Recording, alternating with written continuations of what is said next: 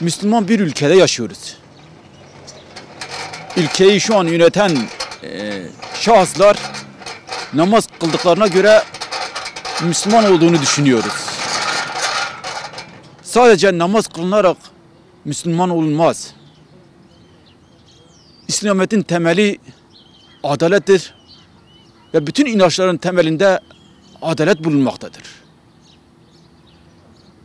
Bir anne 2 yıldır adliye önünde oturuyor. İstediği tek bir şey var. Mevcut olan yasaların işletilmesi ve adaletin sağlanmasıdır. 10 gün sonra gene Ramazan ayına gireceğiz.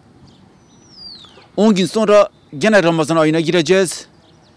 Geçen Ramazan bütün iftarlarımızı burada açtık. Anne yoruldu.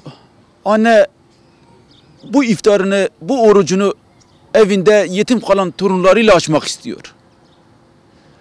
Adalet sağlanmadığı takdirde gene bütün iftarlarımızı bu adliye önünde açacağız ve bu iftarlarımızı danışmayla kamuoyunda davet edeceğiz.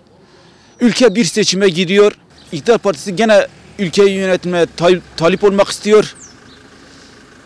Ülkeyi yönetmeye talipken vaatleri arasında adalet olacak mı?